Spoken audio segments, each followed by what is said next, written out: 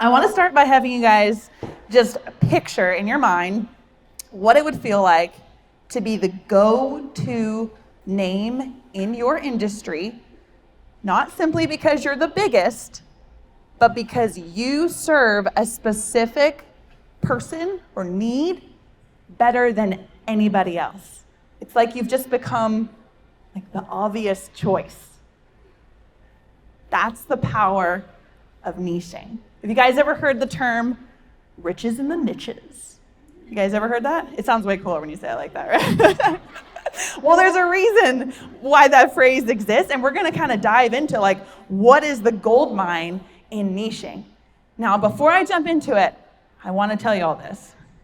Don't tune out. If you're like, Lindsey, I don't want to put myself in a box. I don't want one type of customer. That's not me. I don't want to do that. Promise me you're not going to tune out, because niching is a spectrum, okay? There's like micro niches, and okay, maybe that's not your jam. It's not mine either. But using the mentality of niching can help better your marketing, to help make your message more clear, to help your customer go, oh, they can help me, or oh, that's exactly how I feel, okay? So don't tune out if you're like, I'm not a niche person, okay? Because I promise you can walk away with something today that's going to improve your marketing. Cool? Okay, awesome. All right, so we're gonna niche down and level up. I was really excited when I came up with that title, you guys. Okay, so first, let's talk about what a niche is. This definition says it's a specialized segment of a market focused on meeting unique needs of a specific audience. I want you to note that your industry is not your niche. Your industry is not your niche. So looking at this diagram here, let's picture this is your industry, and here we've got your niche, and then even smaller than that could be, like I said, your micro niche, okay? So I want to share with y'all some of the major advantages of niching, okay? This is probably my favorite one, reduced competition. Like, how much energy do we spend as business owners competing, whether it's on price or constantly trying to prove our value of why someone should work with you and not the other person, why you can do it better, why you can do it faster, all of those things, whatever it is, you know? When you're in a niche, there's already less noise to cut through, which means you're gonna reach people better and faster. Who doesn't want that, right? Reduce competition, yay!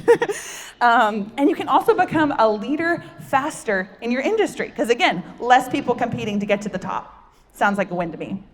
Also, it's easier to create content. You're no longer like trying to vaguely talk to this large group of people. When you know who your people are, guess what? You can use their exact words.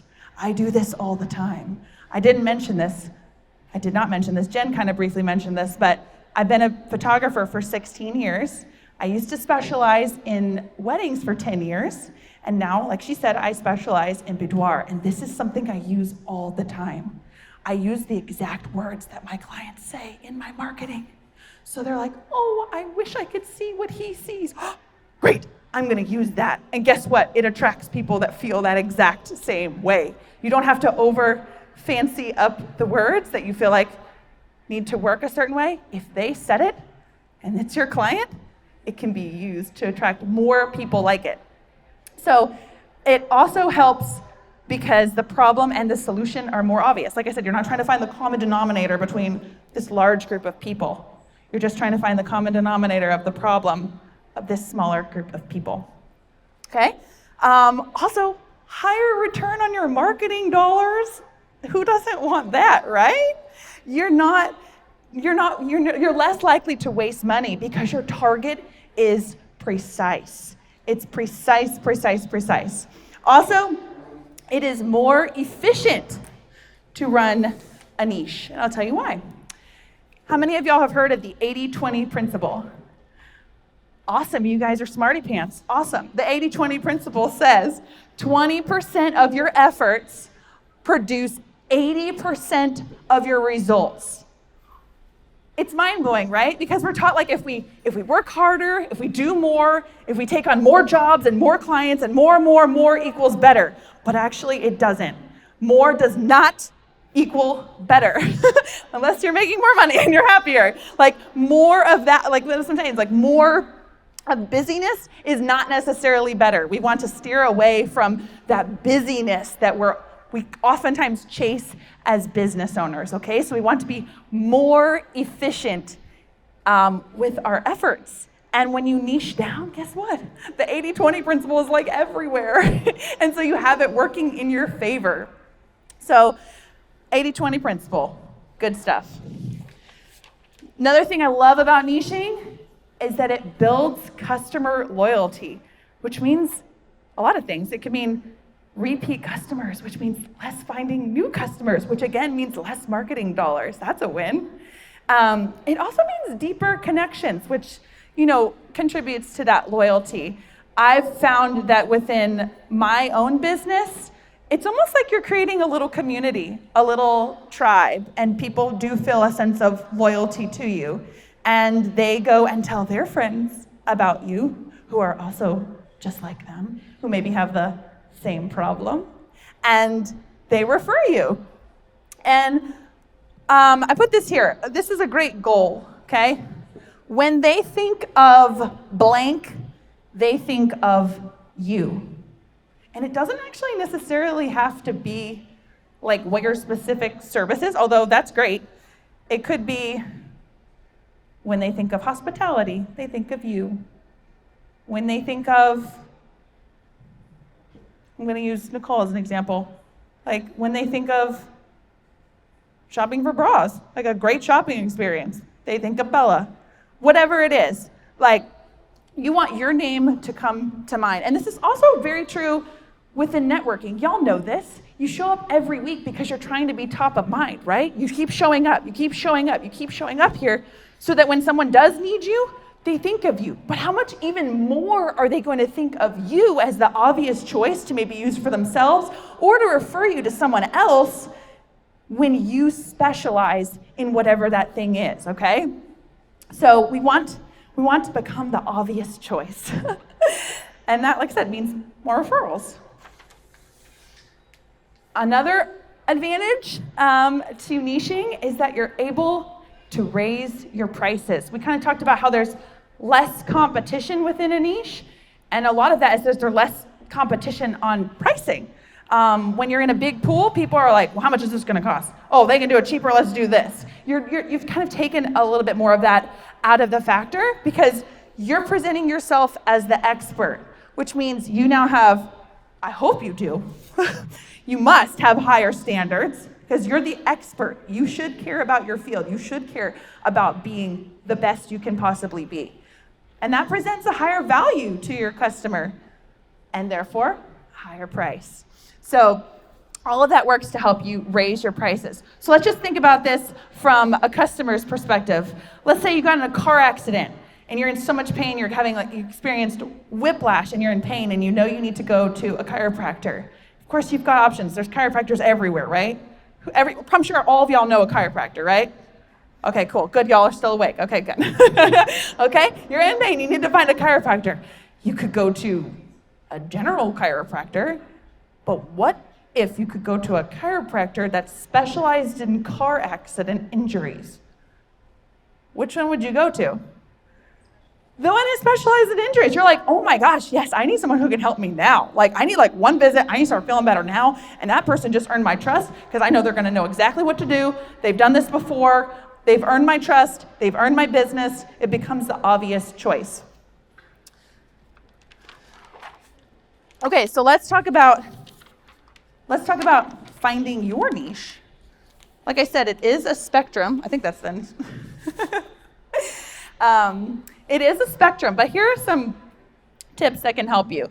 You definitely want to assess your strengths. You obviously don't want to niche down on something that you're not good at. That's just stupid, honestly. Okay, so we want to have a good, clear picture of what your strengths are. If you're not sure, go talk to Kristen. She's amazing at helping you find your strengths. Secondly, shameless shout out to Kristen. what are you actually passionate about? Because guys, if you're gonna spend a lot of time in one area, you really need to care about it. And that's what's happened for me. I've niched down into boudoir, and I found it to be so powerful, so fulfilling, so exciting. I don't even care. I have no problem turning down a newborn inquiry or a family inquiry or whatever. I have found my people and my place, and I am passionate about it. So enthusiasm is key. I talked about the 80-20 principle. He talks about this in the book a lot. That enthusiasm is key, because he does talk about niching a little bit in that book as well, because it all applies, like I said. So some examples, guys. There's so many different ways that you could niche down. I cannot list all of them. I just wanted to give you a couple examples, okay? So you could niche down using demographics. You could target age, gender, race. You could target a profession. Let's say you want to be a social media manager or marketer, whatever you want to call it, for people that are authors. Pretty specific, right? Okay. You could be targeting someone that has a specific goal. Like, let's say you have a blog for first-time marathoners. They're a completely different audience than people that are running like Ironmans and stuff, okay? Like, that is very specific. They've got this goal, they've got something they're working towards, and you're gonna speak to them in that way. You could target someone based on their pain or problem. I kind of already talked about the car accident injury. I think this is a common one. But that's an example there. Like I said, these are not the only ways that you can niche down. These are just some examples to kind of get the wheels turning. Y'all still with me? Everybody say, riches in the niches. Riches in the niches. Everybody say, riches in the niches. Riches in the niches. Okay, that's good. Okay, all right, you guys. I wish I had a projector and a computer to show you this. So I hope you go home after this, or you geek out on your phone after this, and you check it out, okay? All right? There's this free tool called Google Trends. This is a really practical way with very low risk. You can be like, what could be a good niche that I go after? I don't know yet, but I want to see what's going on out there. What do people have an interest in? Because I'm in no way saying you should make up a niche that doesn't exist or that people don't care about. Okay? We want to actually do something that there is an audience for, okay? So, Google Trends is a free it's a tool that Google offers, and it shows what people are searching for. And yes, you can see weird stuff like odd questions and silly stuff that people search, but you can also use it for your business like this. So it basically shows you the trends of what people are looking for. So what you do is you type in your industry, and then it's gonna show you like subtopics and subcategories of things that are trending within your industry. Now, sometimes it might be because of a current event, so you have to, use your common sense and your filter to realize, like, okay, that's not actually a niche, that's just something that happened recently. But you could also discover, oh my gosh, these people are always wondering this thing about this thing about this thing. Like, I've noticed this audience always is here's an example, like, let's say pelvic floor therapist. Trending topic is like, what is it actually like to go to a pelvic floor therapist? Has anyone ever thought that? I bet you someone has Googled it. I wonder if a lot of people have Googled it, okay? Just putting it out there. I've thought that. What is it actually like to go to a pelvic floor therapist? If you're a pelvic floor therapist, you can take that. That is a gold mine. You can now write a blog post. What is it actually like to go to a pelvic floor therapist? You can demystify it. You can use the heck out of that SEO to get you ranking in that topic, okay? Now that's just a topic, not necessarily a niche, but that's just an example of how Google Trends can help you target better. You might also see, like I said, more specifically, a subcategory within your industry that's getting a lot of attention that you could then go after or consider going after. Okay, there we go. Okay, so I've done a lot of talking. Now I want to give you guys a chance to apply some of this to your own business, okay? This is my own term. We're gonna apply some niche-like thinking to your business. We're gonna apply this to your 30-second commercial with what I'm calling a customer-centric focus. Because remember, Your niche is not about you. It's actually about your customer. That's just good marketing, though. It's always about your customer. They don't care about you. It's always about them and their needs and how you can help make their life better, okay? So we want a customer-centric focus. Okay, so I'm going to give you guys an example of how we could take a bland, vague, boring, ineffective 30-second commercial and make it better, okay? So let's say I say, hi, my name's Lindsey Burns, and I do real estate photography. And, okay, cool. That's talking about me, first of all, and just very blankly what I do, okay? I can apply niche-like thinking to this to really target and pinpoint, talk about the needs and all of that. So I could say, I help realtors sell properties faster. Does that sound good to you, Christy? Do you want to sell properties faster? By taking high-quality images that attract buyers and showcase homes. Wow, that sounds so much better, doesn't it? It's also not just like, I do this. You know what I mean? It's who do I help? How? Why? The value is there, okay? So I made a little template here. Feel free to use this. By all means, you don't absolutely have to use this, but this is a good starting point if you feel stuck, and you can always tweak it to make it feel a little bit more like you. So here we go. It says, and I hope you guys can everyone kind of see this? No? Okay. Y'all might have to get up and for a second, like take a picture, okay? Okay, so I help put your target customer here. For me, it's women 40 plus, achieve, result, or need. For me, the result is feeling confident in their own body, by or with, use whatever grammar makes sense. My product or service is boudoir photography, so that they can feel confident in their skin, beautiful, whatever it is, okay? Or they can see what he sees, whatever it is, okay? So that's just kind of an example to get you guys started. Does that make sense? Yes. Awesome. Okay, you guys are still with me. Okay, so what I'm gonna have you do is, you can just type this out on your phone. Okay, everybody get your phone out, get your notepad open. And I want you to write down, if you need to, what your current 30-second commercial is. If you need to refresh, what do I currently say? How can I make it better? Okay? And then you're gonna work on making it more targeted so that someone goes, when I think of this, I think of you. Okay? All right? So we're gonna give you guys some time to do it individually, and then you're gonna share at your group table. Okay?